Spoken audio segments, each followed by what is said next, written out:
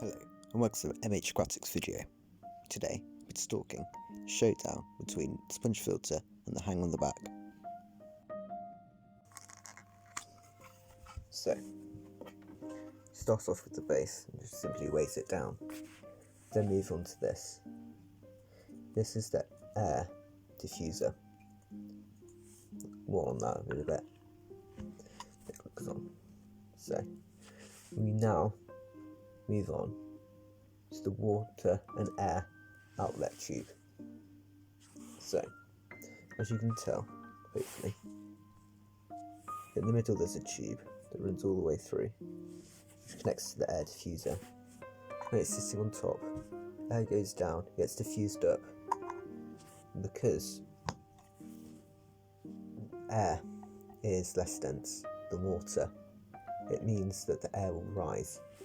So let's say when you put the sponge on, this is the filter, suck it through before taking it out in the air bubbles.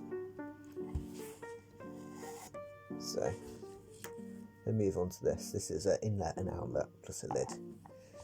Just snips up like that. So air tube brings air down into the air diffuser. As the air rises, it sucks through the sponge, which then cleans your water, and that's how a sponge filter works.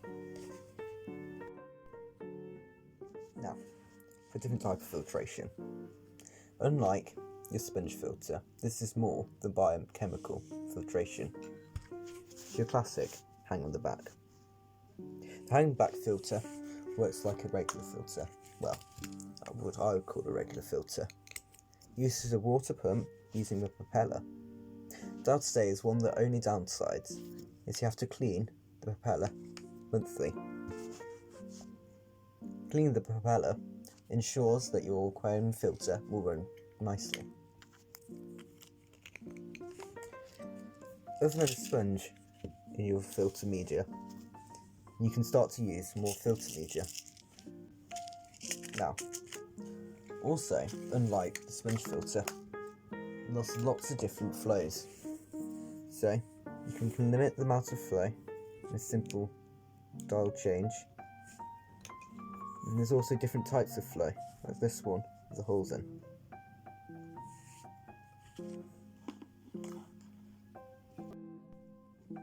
So, which one will win the showdown? My favourite has quite often been, and the go-to filter is my hang on the back. Although, I have used sponge filters now and again as extra filtration. Now, with easiness, the sponge filter uses airline hosing, although you can connect to a pump. This airline hosing makes it much easier for your power, as one air pump could power both of these. So if you've got lots of tanks, this is very useful. This has a pump which needs to be plugged in. That's one per one. So you need lots of power sockets, and it's especially difficult if you've got lots of tanks. I do like the different types of flow which you can get on the hang back filter. Also like how there's lots of different types of filtration. Although a sponge filter is quite adequate and could be used in large aquaria. Sponge filters are very useful because it doesn't have too much suction, so it's great for fry, and the flow is very nice as it is not too high for your better fish. Overall, they're quite comparable. I quite like the fact that you don't have to clean the sponge filter too often, but it's a different type of filtration altogether. Just because I use them as much, I'm going to go for the hanging back filter. Although, I would say the sponge filter is a very viable option. I would give it a try. It's always important to remember the price. Hanging the back filter starts around £15 for a good one. Sponge filter are much cheaper. Now, I would like to, whenever I use a hanging the back filter, go up by about 5 gallons. My 10-gallon tank, I've got a filter rated hang the back for a 15-gallon tank, and for my 5-gallon I've got one rated for a 10.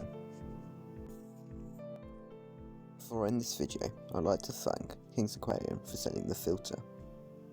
Go give his channel a look at.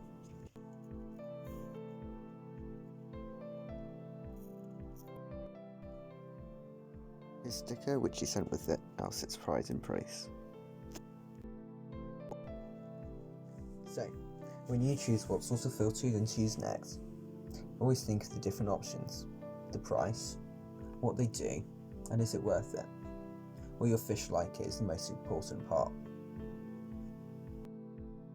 Thank you for watching, and I'll see you next time for more aquarium fun.